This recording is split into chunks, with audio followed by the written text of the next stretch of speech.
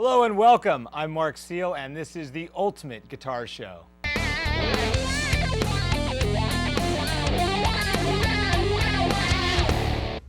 We have a great show for you today. It's Power Chords Part 2. In the All About Technique section, I'm going to show you guys different inversions on the power chord. Then on the riff of the week, I'm going to teach you a nice little riff you can play to kind of implement all the power chords we'll be learning. On the sound advice, I'm going to teach you some different distortion sounds, show you how to get some great ones to practice your power chords. And then our special guest, Ashley Mott, will be joining us, and I think you're going to really enjoy her. So sit back, the Ultimate Guitar Show starts now.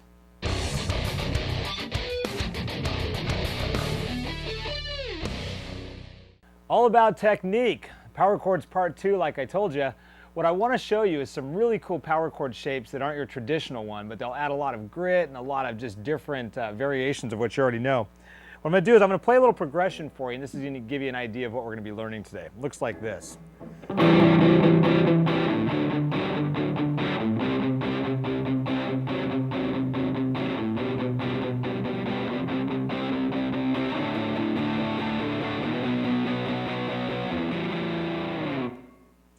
Now what you notice there is that I did a lot of different chord shapes, but they were all still power chords.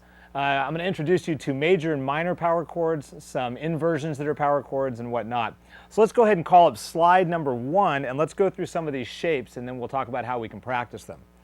The first shape we see is a minor, what I call a minor power chord, and it's because you're playing the root note with a minor third. So this would be used more in a minor environment. Sounds like this and looks like this. So let's talk about our fingering.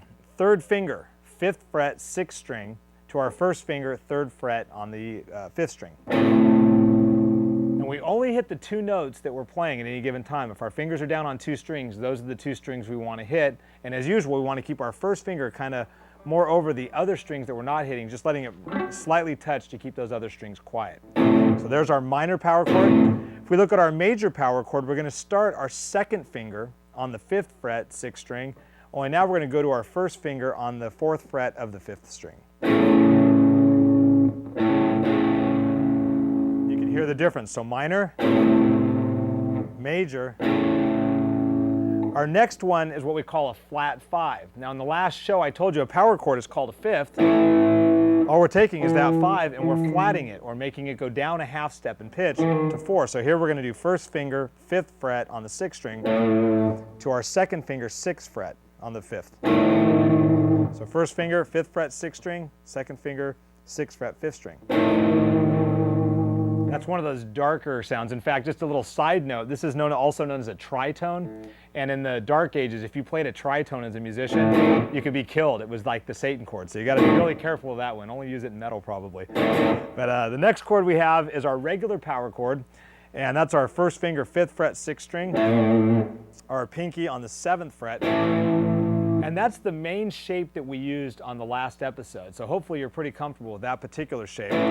But our other regular power chord is where we did the first finger, 5th fret, 6th string, 3rd finger, 7th fret, 5th, and our pinky on the 7th fret, 4th. And that's a little bit of the heavier version of that same power chord we just did. So this one, and a little fatter with that chord there. But now the fun chords that we get into, I think, are what are known as the inversions. And what an inversion is when we're not playing the root note of the chord as our bass note. What I mean by that is if you look at the first 5 chords I just showed you, the lowest note we played was always the name of the chord. For example, if this was an A, E, F, G, A note, then this would have been an A5 power chord. Or when I did the minor, E, F, G, A, there's my A again, right? That'd be like an A minor. So the root note was always our lowest note. Well, an inversion has a different note as our lowest note, not the root note, but the root note will still be in the chord. If we look at our first inversion, this is called an inverted 5th power chord. And what we're going to do is we're going to take our first finger and we're going to bar it on the 5th fret, 6th string and hit also the 5th fret of the 5th string. This is the first section of slide number 2. But now notice our circled note is on the 5th string, not the 6th. So our root note is actually here and not here. So what we're getting is A, B, C, D. We're getting a D power chord inverted. Okay, and essentially these are just to give you a lot of different options. In fact, if you were a painter, you would probably look at all of these different voicings I'm giving you right now as different colors on your palette to create with. You know, it gets kind of moldy just doing that same shape all the time, although a lot of bands have done it. It's much more interesting when you add a little bit different color, and some of these different power chord shapes I'm giving you right now will let you add color. Our next one, we have an inverted fifth, and all we're doing here is playing octaves. And what octaves are the same note, just lower or higher, the next time it approaches in the scale. For example, my first note here is an A. The next time the A comes up, that would be considered the next octave higher. So the second section here on slide 2 is that same inversion we just did of a power chord, and then we're just adding the 2 octaves. So really now our notes would be A, D, A, D. So you get the idea. And that's a really heavier kind of power chord. What I primarily use that particular power chord for is when I want to play songs that sound heavier, or even in cases where guys like Linkin Park or Korn or bands like that have these lower tunings. If I don't want to retune my guitar, it'll sound more heavy if I do it that way. And I'll give you a quick example. If I look at like a B power chord, right? There's a regular B, but bands like Korn will tune down to B, right? Well, if I add the inversion here on both top and bottom, listen how much heavier this sounds. So it almost sounds more like you're playing tuned down like that. So that's kind of a good cheat, if you will, for bands that tune down. Linkin Park happens to do a lot of C-sharp stuff, so instead of doing your regular C-sharp power chord, you might fatten it up by doing this inversion. It's got kind of a nice sound to it.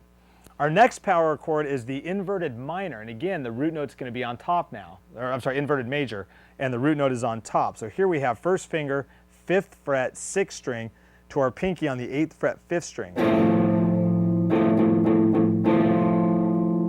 And our last one would be our inverted minor, where our pinky goes up to the 9th fret on the 5th.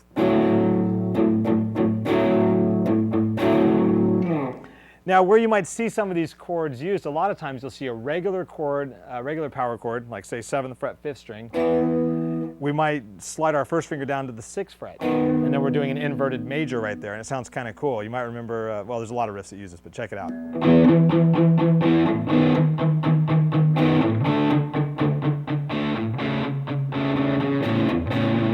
You can kind of see the different shapes that were just used right there. So what you want to do is you want to practice each one of these, memorize them, the chord shapes I just gave you, and also memorize where the root notes are. So if you know they're inversions, then you need to memorize which one of the note is the root note, so that when it comes time to play these in key, you'll know how to move them around. And we're going to get to that in a later show. I realize that's a lot of information, but rather than worrying with all the details of it, just memorize what you see on the slide. For example, if you look at slide number 2 and you're looking at that circled, that inverted fifth, the first chord, just know that the higher of the 2 notes is your root note. And when we get to a later show where we talk about the actual notes, it'll make a lot of sense. But for now, you can practice the chord shapes and get comfortable moving them all over the fingerboard.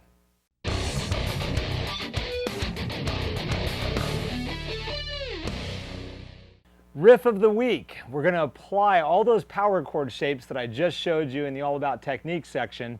And what I'm going to do is I'm going to go ahead and play it for you and then show you, break it down for you, show you what exactly it is I'm doing. Sounds like this.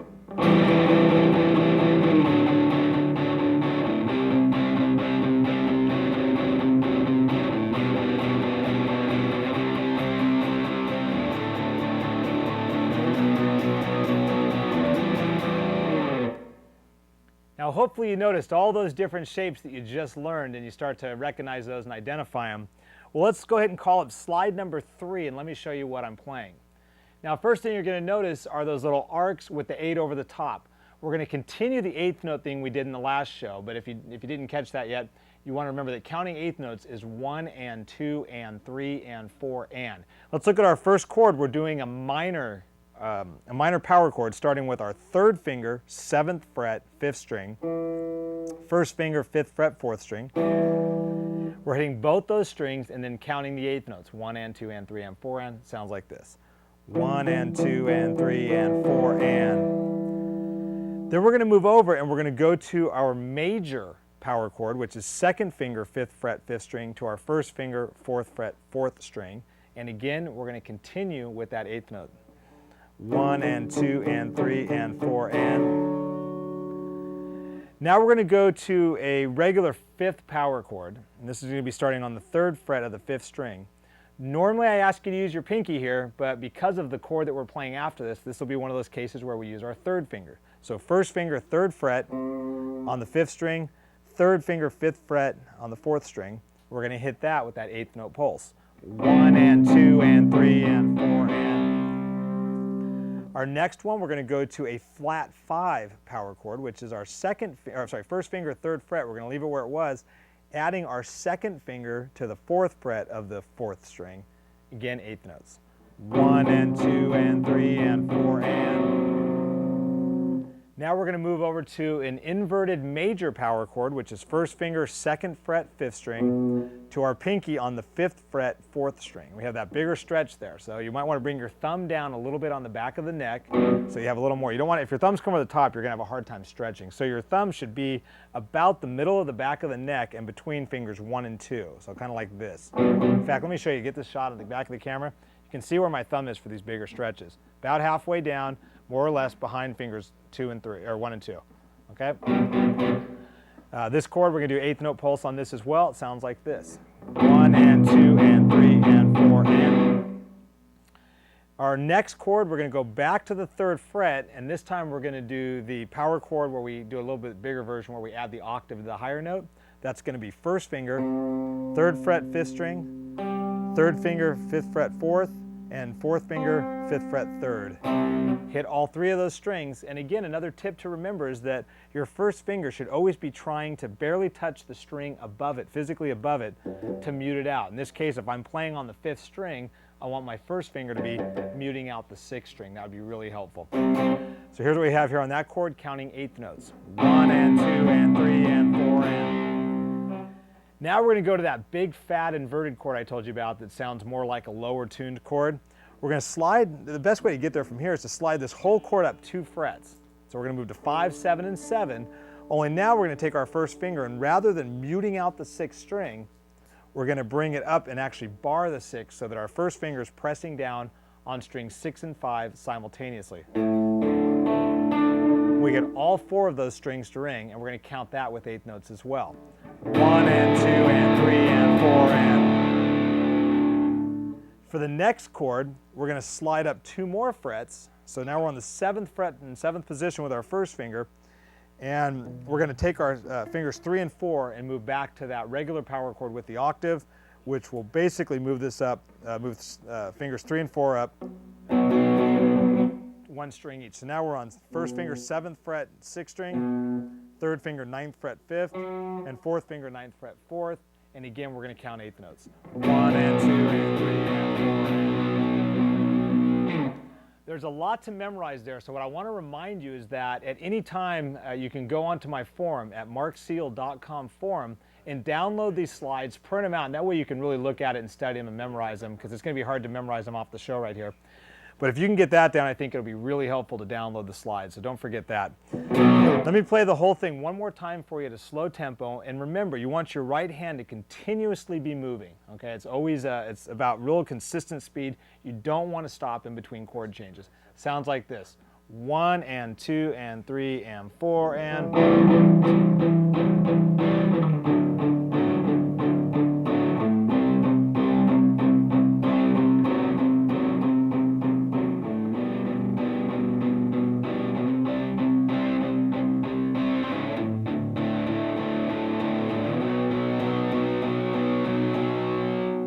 As always, you're going to want to repeat that. So let's take it, the whole song, a little faster one more time, and I'll play it twice in a row and you can get the real feel of it. It sounds like this. 1 and 2 and 3 and 4 and.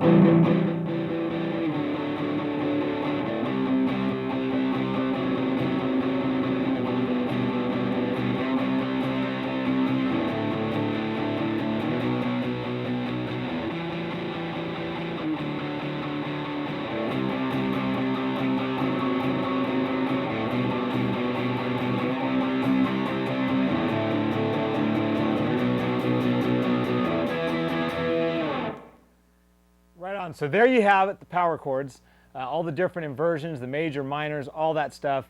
Go to my forum, marcseal.com/forum, And you're going to want to download those slides and really practice those and get proficient, because I guarantee you they're going to come up in future shows. So get to work, get some practice in.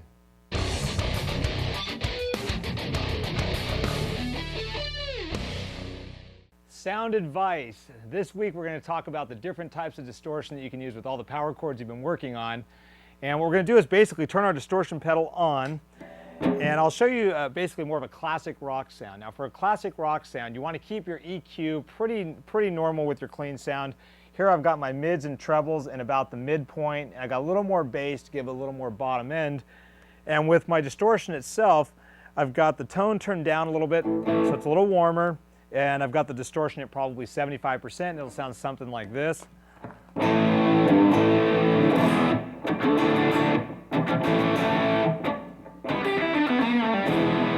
Now one thing you're going to also want to remember is your pickup selection on your guitar. And on this guitar, I've got my humbucker in the bridge, and typically that's a great place to have your pickup selector when you're using distortion. Now for more of a metal sound, though, I get a lot of inquiries, how do you get a good metal sound? Well, a good metal sound is going to start over at the amp on the preamp section. You're going to want to pull your mids all the way out and bump your treble considerably and your bass considerably. Typically what you'll see with Metallica and bands like that, they'll pull the mids all the way out, all bass, all treble. And if that's not enough for you, you can go down to your distortion pedal, crank the distortion all the way up there, and bring the tone up a little bit so you get a little bit more even high end there, and you'll hear something like this.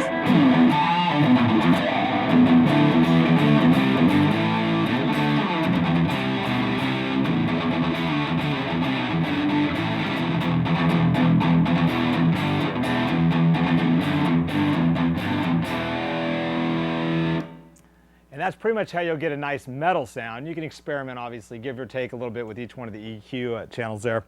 But the other one, if you want to do more of a punk thing, this is where you just try to make the guitar sound as crummy as you can, for lack of a better word.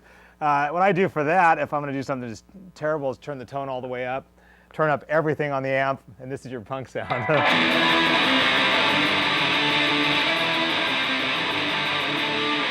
And typically headbanging is not optional. You pretty much have to bang your head if you're going to use that sound. So experiment with your own distortion. There's a zillion distortion pedals out there. Go to Guitar Center, try a bunch of them out and see what works for you. But with your amp, basically for your regular classic rock sound, keep all your EQs pretty even, and the distortion at probably anywhere from 60 to 75%. For your metal, crank the highs, crank the lows, pull the mids, bust out a lot of distortion. You'll be happening there. For your punk, just do whatever you want.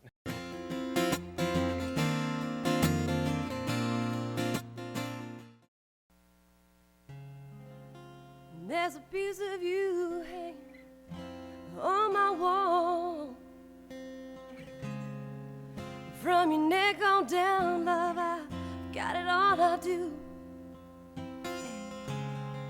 And I'm fine just sitting there all alone. No, I can't go wrong, 'cause I know you're coming.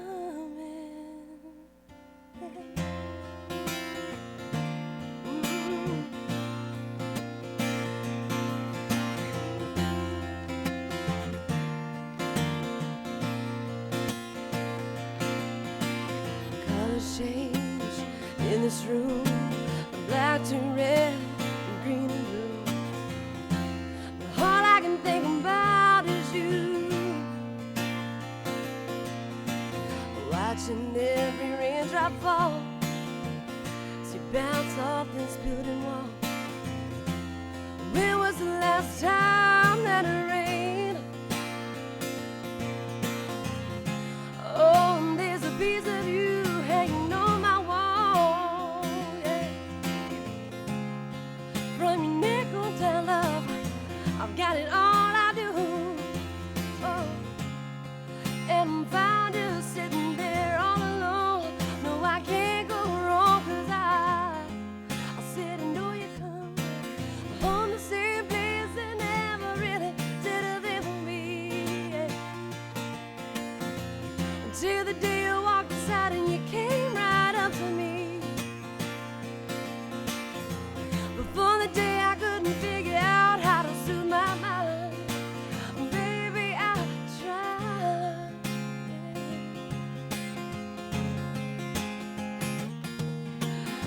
People cross city streets, the city and the freeway meets. Traffic runs from Broadway to the 94.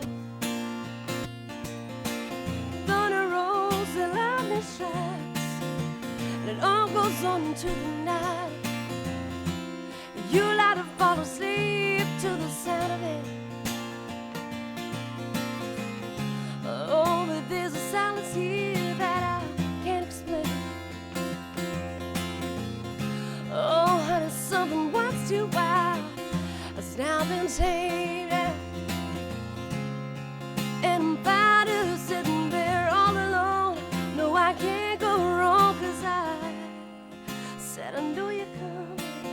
On the same place and never really did a thing for me. Until the day you walked aside and you came right up to me. Before the day I couldn't figure out how to soothe my mind. Baby, I tried. Ooh, I know you're coming home. Yeah. I said I know you're coming home. Yeah. I know you're coming home to me.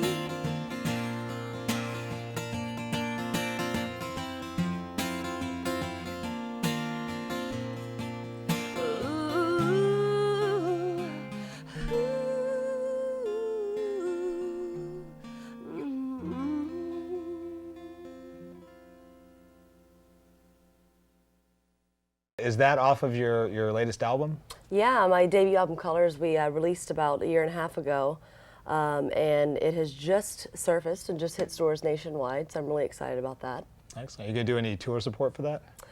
We did a few shows back when Colors first came out. Worked a little bit with Gavin DeGraw, Dishwalla, Chris Isaac, but right now we're focusing on the new album. I've been in the studio for a few months, and hopefully we'll get that record out pretty soon. Any release date do you know of for that? No, I'm shooting for August 1, but you know how that recording works. So really August 1 of 2007. Right, or possibly 2008, Yeah, the way it's going right now. That's how it goes for me as well. But it's going to be a cool album. I'm having a lot of fun. Excellent. Well, what influences? What influences you on guitar, and what has influenced you? Well, I started playing when I was 13. I was watching a lot of VH1 and MTV, like kids do, I guess, and that was the summer of Lilith Fair, Sarah McLachlan's Lilith Fair. Sure. And that's when the first year it started, and I was just intrigued and taken by all these musical people in one, on one bill, and I think it really struck a chord in me, and all the music came natural to me. I picked up a guitar, and it came natural. The vocals, the lyric writing, everything came pretty natural. So. When did you write your first song? At what age was that? I was 13. Yeah. Okay. I remember the first song I learned how to play was "Jules, You Were Meant for Me." Sure. Yeah. When I was probably 2 weeks after buying the guitar. So I knew it was something I always wanted to do, and I started to write and started performing in bars at 15 years old. Yeah. But now, is that legal? it is in Louisiana. Okay. Because that's where I'm from. I mean, as long as you have a guardian with you, and I always wanted to. I was a big show off. I always wanted to go and play, and really all you could play was bars. There were no coffee houses around the area where I was, and. Kind of before the big Starbucks. Right. And before thing, Starbucks and Diedrich's. Yes, there was only bars. Can you play a little bit of your first song? What did you write? What was one of your first tunes? Oh, my first tunes. Oh my gosh. Hook us up. Yeah, one of my first ones was Easily Affected. I believe I was 15, and it's to touch your hand makes me tremble. To see your smile takes my breath away. Nice. But it was, Now see, now the cool thing is what you just played, and that was totally unrehearsed. That's a couple of the first chords that we learned on a show a couple weeks ago. So that just shows the audience of how practical and applicable what we're doing here is. Yeah, it's a fun the writing process is always fun for me too. I get to play around with a lot of different. Just kind of sit and noodle until things start coming about. until it rings in your ear and you're like, oh, that's the one. That's where I need to be. Yeah. Do you ever notice that a particular chord progression or a certain chord will actually inspire an entire song? Oh, most definitely. Yeah. I think a lot of my second album is inspired by one particular chord or something that just rings in my head, and I think we're trying to get the album to just be as much as me as possible. I'm just sitting there with the guitar in a room, and whatever I'm coming up with, we're trying to base everything off that. Cool. Just a really mellow, organic kind of album, Excellent. keeping it real. Well, you have a very real vibe and very cool. Thank you very much. Really enjoyed working with you today. And You too, Mark. Thanks do you have for anything having to me. say to all the people learning out there? Anything you would tell them to do, practicing or anything like otherwise? Practice, practice, practice. That's Because if you wanna succeed in it, it does take a lot of work, but it is so fulfilling. It's so rewarding. It's yeah. so rewarding. Yes, it is. Right Takes a on. lot of time, but it's very Excellent. Well, thanks fun. so much for coming out to the show. Thank you, Really Mark. appreciate Thanks it. for having me. And we will see all of you guys back here on another episode of the Ultimate Guitar Show. Rock. Colors change in this room, from black to red, then green and blue. But all I can think about is you. Watching every raindrop fall as you bounce off this building wall. When was the last time it rained?